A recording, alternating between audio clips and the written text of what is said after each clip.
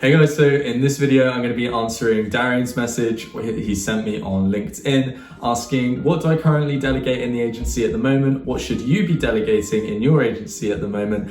And how to move forward with scaling your agency. Make sure to stick around towards the end as well, guys, because I'll be giving away my task manager that I built inside coder.io for free that you can copy and start using inside your agency today.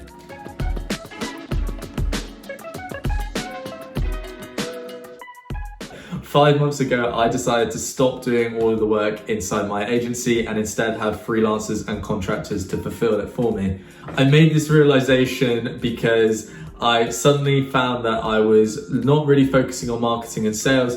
I was always focusing on client work, and because of that, I never really had enough time to do both. But now that I delegate the work, I have so much more time to work on the processes and systems inside my agency and be able to do videos all the time, sales all the time, and be able to edit the vlog for 2-3 hours on a Monday. And before, that would have never been something that I could have done. So how do you guys start delegating inside your agency and giving people the rest of the work? Well, I have a couple of tips. Tip number one, focus on increasing your prices, because at the end of the day, if you can't afford to give 30 to 40 to 50% of the client's budget to a freelancer to carry out the work, then you are not charging enough, and you need to be charging more, because then you'll be able to bring on more staff members as you move forward.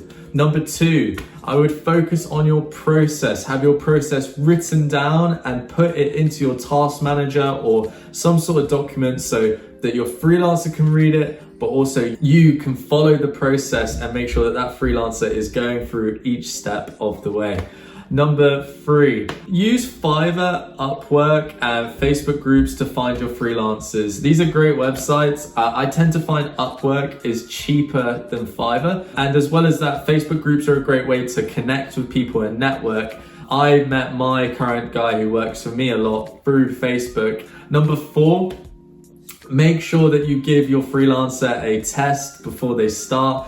I always like to ask them to do just a 10-minute test that allows them to show me what their skills are, and I can check their work and make sure that the quality is where I want it to be.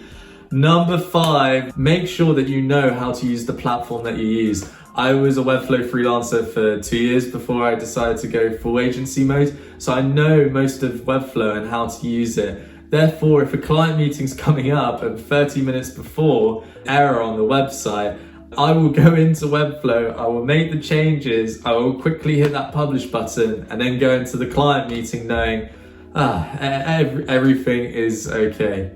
Finally, number six, it's really scary to start this, but you should start today, not tomorrow. And the thing that I did 5 months ago to be able to do this was I started giving small parts of projects to freelancers to work on.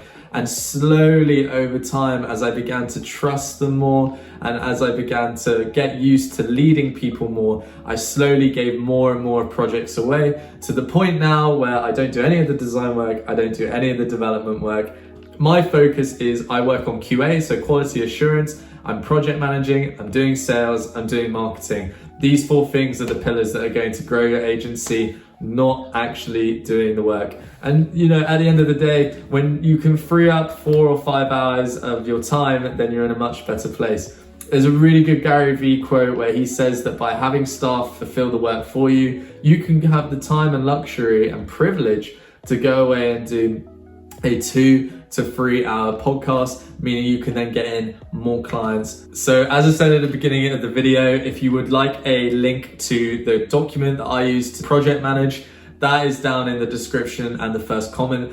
Feel free to copy it and use it for your own. And if you get stuck or anything like that, leave a comment down on the video and I'll help you out. I've linked Chris Doe's video on how to run an agency. He has a brilliant 2-hour live stream that goes over how to charge for projects, how to charge on top of what a freelancer is charging you. And it's just a great video about running the business model of an agency. So hope this video helps. Thank you for the question, Darian. If you have your own question, put it down in the comments. I'm going to start doing these kind of videos on Fridays. Hopefully it's some cool content to take into the weekend and have a think about. All right guys, see you later. Bye.